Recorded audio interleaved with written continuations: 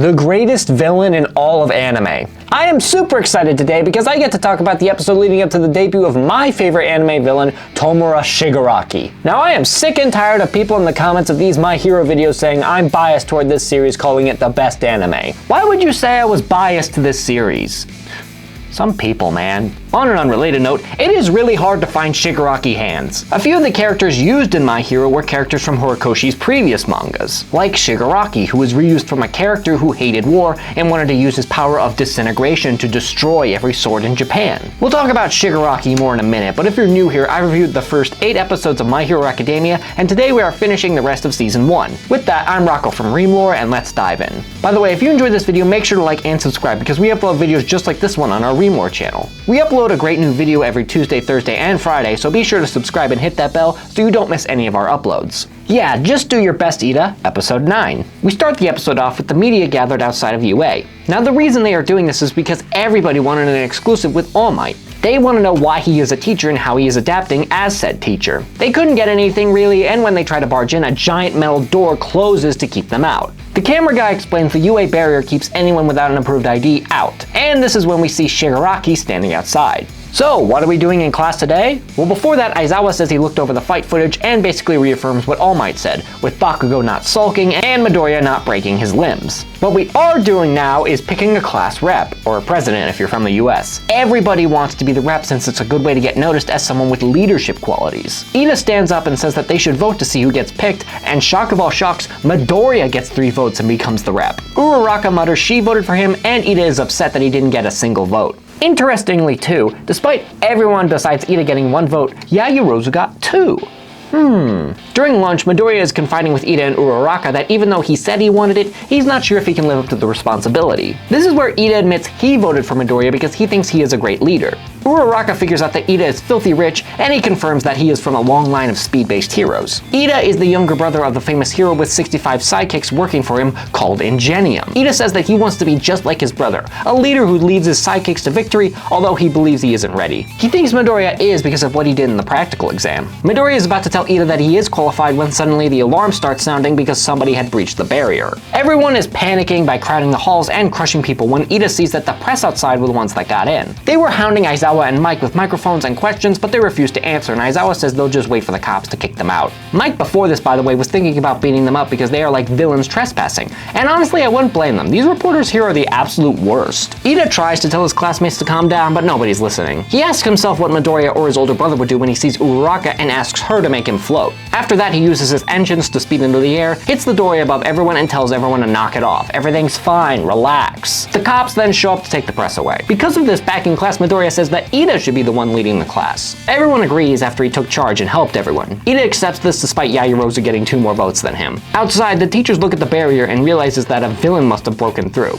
We cut to the next day where Mount Lady and Kamui Woods are fighting a villain when All Might drops by and defeats the villain. He goes to defeat more villains on his way to school, noting how his powers are fading faster since he gave his powers to Midoriya. This is when we flash back to All Might berating Midoriya for telling Bakugo, but Midoriya says he felt guilty and wanted to be honest with him, which All Might understood. He thinks it's okay since Bakugo didn't really believe him. In the classroom, what they are doing today is rescue training, specifically from natural disasters. This special training is at an off-campus facility, so they are going on a bus ride. While everyone grabs their costume, Midoriya doesn't because he realized how terrible it looked. That's not true. It was so damaged he's going with gym clothes. While on the bus, Sue, the frog girl, says that Midoriya's power is very similar to All Might's. Although Kirishima, the rock guy, says that All Might doesn't hurt himself and is kinda jealous since his hardening quirk isn't super fancy. He says that out of everyone here, the pro quirks are Todoroki and Bakugo, but Sue says that Bakugo won't be popular since he's always, Bakugo. Kaminari, the electric kid, jumps in saying that it's been like 3 days and Bakugo's personality is already flaming garbage. For once, Bakugo is getting picked on instead of Midoriya. They arrive at their location and meet Pro Hero 13, played by Morgan Berry, who is wearing a spacesuit as well as being one of Uraraka's favorite heroes. They see a bunch of locations with different disasters, the Unforeseen Simulation Joint, or the USJ. As they say, it's like Universal Studios Japan. Also, one of the zones is called the Fire Zone, which is constantly on fire, and I'm sorry, but how is something constantly on fire? Doesn't everything burn up eventually? All Might isn't here though because he did too much hero work and is burned out, but will be back for the tail end of the exam. 13 says that her quirk is called Black Hole, which sucks up anything in its path. She used it to to clear debris, but notes that it could be very easily used to kill. With all the regulation of quirks, it's easy to forget that they can be dangerous. Being a hero is about helping others, not blasting your enemy with powers. She also dabs for some reason at the end. Suddenly, the power to the USJ flutters and a black portal forms at the water fountain. And finally, Tomura Shigaraki makes his proper debut. I love this guy the second he walked out with his crew of villains. I just enjoyed how creepy he looked with the dead hands all around him, as well as scratching himself and constantly making video game references. He's played by Eric Vale, who gives this super creepy character a super creepy voice. He shows up with a bunch of nobody villains, as well as Kurogiri, played by Chuck Huber, the cloud guy with the power to teleport, as well as the giant black bird brain guy called Nomu, played by Justin Cook. Aizawa confirms that this isn't a test and those are real villains to end the episode. Characterization gets a 5. This is a great character episode for Ida. Before he seemed like the average school-obsessed student, but this shows why he's so determined to be a hero, because his brother is a great hero and Ida wants to be just like him. And it shows his development. Before he ran away from Uraraka who needed help, but now he's more than willing to help his classmates. The story is getting a 3. The story is fine, it's not amazing, but it's a fun time. Entertainment gets a 4. It's a fun episode. I mean, I would have liked to see more of Shigaraki, but the class stuff is enjoyable. Importance gets a 5. This is the debut of Shigaraki. I mean, he doesn't do anything, but he shows up with his goons ready to kick the story up several notches. Encounter with the Unknown, episode 10. The villains arrive and note that the only real heroes here are Eraserhead and 13. All Might isn't here. They were counting on that as the schedule said he would be here, and Aizawa figures out they used the press as a cover to sneak onto campus. This upsets Shigaraki, so he decides that it would be best if they killed a few kids to get his attention. Everyone is confused because the alarms aren't sounding, but Todoroki thinks that one of the villains has a quirk that jams the signal. Aizawa tells 13 to get out of here with the students and get help. Midoriya notes that Aizawa can't fight them all because he works better in one-on-one fights, but Aizawa says you can't be a pro if you only have one trick. We then get the best animated fight we've seen so far, with Aizawa canceling out quirks of bad guys left and right, and absolutely destroying everyone with his scarf and ninja moves. Aizawa blinks, however, which allows Kurogiri to teleport in front of the class, stopping them from leaving. Bakugo and Kirishima try to blast Kurogiri, but he's unaffected. Kurogiri then teleports most of the class to different locations in the USJ to split them up. Midoriya, Sue, and Mineta get teleported to the shipwreck zone, where they run into villains suited for this environment. Yes, this is where Mineta shows up, and well, he's the worst character in the show. Because all his character is I'm a pervert. When I first saw the guy on my first viewing, I didn't think he was that bad because he always got beat up for being a perv, but after consideration, it's not that funny most of the time, and it's just really creepy, especially something it says in season 4, sheesh. In this review show, I will not go in depth on things he does, but I will be adding points on the questionable counter every time he does something weird. These three figure out that if the villains spent so much time planning this out, then they probably have a way to kill All Might. And even if they don't, the villains are still going to kill the students to send a message. Mineta is not handling this well and starts panicking, but Midoriya says that they need to stand up and face these villains. Elsewhere, we see that Todoroki on his own is taking down villains, Bakugo and Kirishima are brawling with some bad guys, and the other students spread all throughout, as well as the ones still fighting Kurogiri. Back at UA, All Might is resting but can't get through to 13 and Aizawa. This is also where we meet Principal Nezu, played by Jerry Joel, who is a cat, bear, dog thing. Nezu says that All Might shouldn't push himself and tells him to rest some more. Back at the plot, Shoji tells everyone their classmates are safe. 13 tells Ida that he needs to get out of here and tell the teachers what is happening. Ida doesn't want to leave, but everyone is adamant since the alarms outside would alert the heroes, so no villain would follow him. Kurogiri, being the most competent bad guy ever though, says that, well, why did you tell me what your plans were? Now I'm going to stop you. But 13 says it's because he can't. Midoriya, while planning what to do, realizes that Kurogiri warped Sue here where she has the advantage, meaning they have no idea what their quirks are. This is also why they separated them and are being cautious. They go over quirks and Sue can basically be a frog and Mineta can use these balls which can stick to anything aside from himself. Bring down the questionable counter for that power alone, it rolls up to 4. And this is where I have to ask, how on earth did Mineta pass the entrance exam with the robots if that's all his power can do? I doubt that he rescued people, but that is the only way I think he could have passed. Actually, Horikoshi did explain in a behind-the-scenes page of the manga. He justified that Mineta stopped the robots from moving with his quirk, and the goal of the test was to stop the robots, not destroy them. But that's still a big stretch. The villains are tired of waiting and decide to split the boat in half, which causes Mineta to freak out. And Sue asks the question, is this really the career path you want, Mineta? He freaks out some more, saying he thought he wouldn't face death this soon. Mineta, you don't sign up to be a firefighter when you're afraid of getting burned. He also says he didn't want to die before he touched, you know what, just bring down the board, it rolls up to 5. Midoriya refuses to give up and is confident they can win.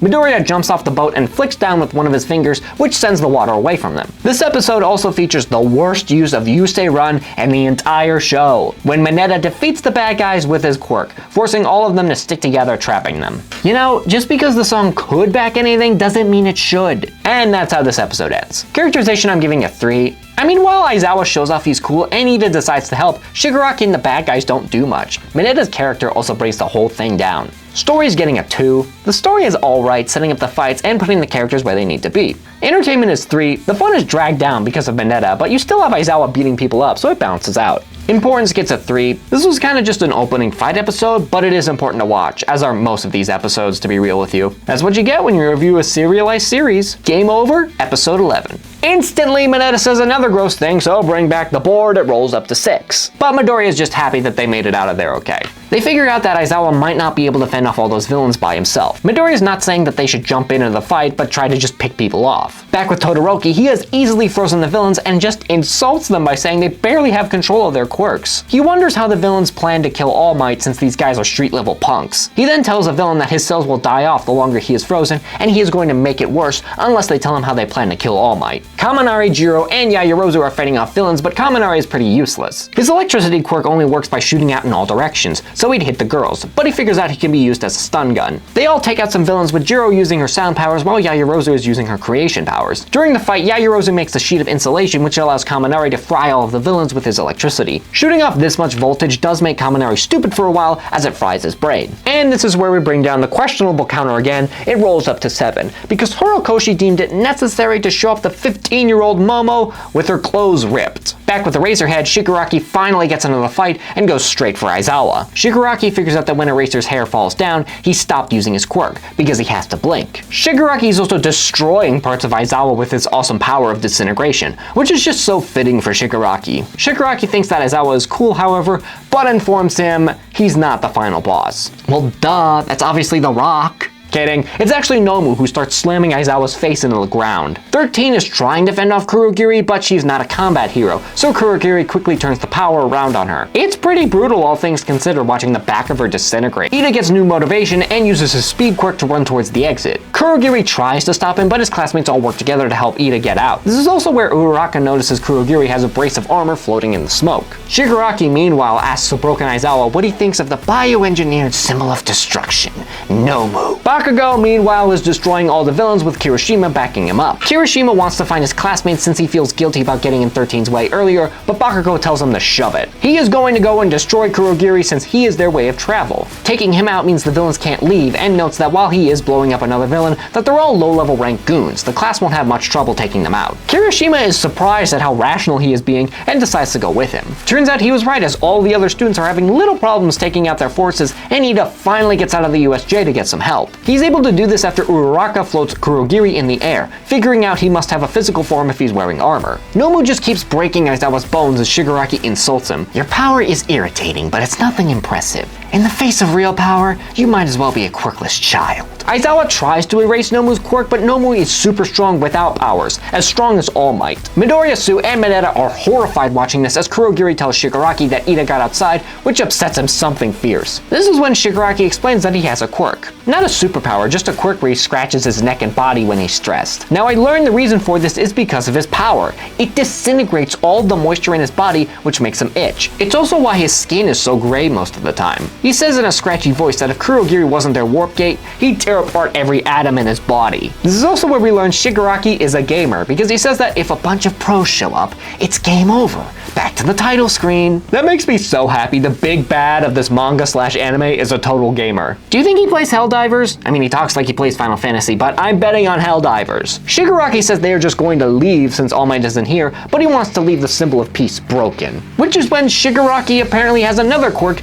as he zooms to where Midoriya and the gang are and reaches to disintegrate Sue. But as he grabbed her, Aizawa used his power to erase his quirk before Nomu slammed his head into the rocks again. Also bring back the board for something Minetta did. It rolls up to 8. Not going to bug you, but to let you know, it is very satisfying to see Sue keep his head underwater for a bit. This brief interference by Aizawa allows Midoriya to hit Shigaraki with a smash, but shockingly his arm doesn't break. While Midoriya is happy about this, he realized that Nomu got in the way of the smash. It did nothing to Nomu, and Midoriya realizes that Nomu is how they plan to kill All Might. Shigaraki wonders if Midoriya is one of All Might's disciples, but doesn't care as he orders Nomu to kill him. He reaches to grab Sue and Minetta, but that is when All Might shows up. All Might bursts through the doors and proudly proclaims that I am here, and for seemingly the first time, he isn't smiling. He is just really, really mad. But Shigaraki is happy as this game gets a continue. Characterization gets a 4. We get to see more of Shigaraki's character, and I really like his personality. Plus, we get to see more shades of Bakugo in a battle, showing off in his own way he can be calm and rational. The story I'm giving a 4. The story is progressing very naturally, and it is engaging,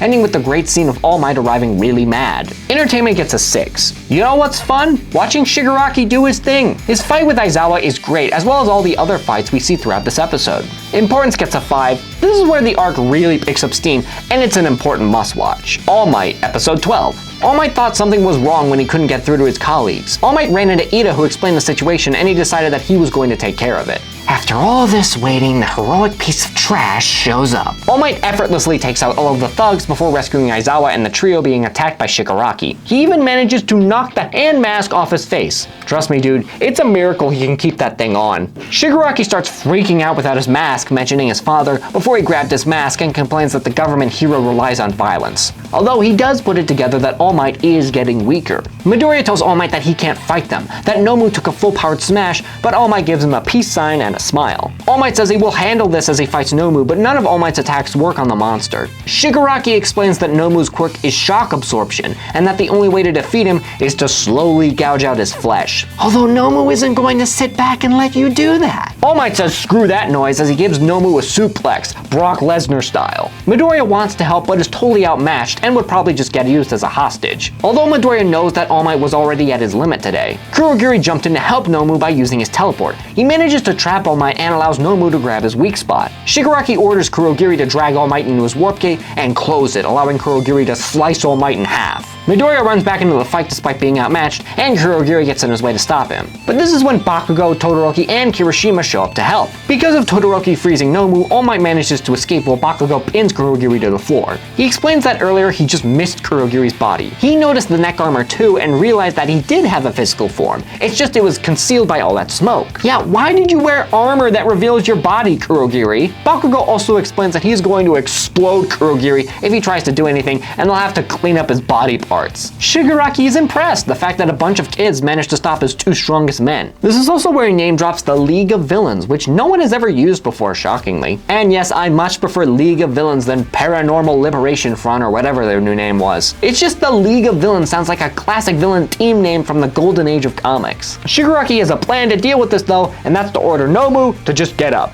That's good leadership right there. Despite being frozen, Nomu breaks off his limbs and regrows them. Normally you would only get one quirk when you're born, but Nomu apparently has multiple. Nomu has been genetically made to destroy All Might. He then orders Nomu to kill Bakugo, but fortunately All Might shoved him out of the way. All Might is furious that Shigaraki didn't hold back against these kids. What do you want from me? I'm evil! As Shigaraki explains, Bakugo was threatening to kill Kurogiri, and Midoriya earlier tried to kill him with a maxed out punch, so they aren't angels. But to play devil's advocate, my dude, you were trying to kill all of them. This is when we hear at least part of what Shigaraki's motivation is. You think that you can get away with being as violent as you want, as long as it's for the sake of others. Well, you know what, All Might? That pisses me off. Why do people get to decide some violent acts are heroic while others are villainous, casting judgment on what's good and what's evil? You think you're the symbol of peace? You're just another government-sponsored instrument of violence, and violence always breeds more violence. I'll make sure the whole world understands that once you're dead. Now you can clearly see that he hates heroes and All Might, but we don't know exactly why. It is explained in future detail as the manga anime continues down the line. All Might in response says Shigaraki's nothing but a lunatic.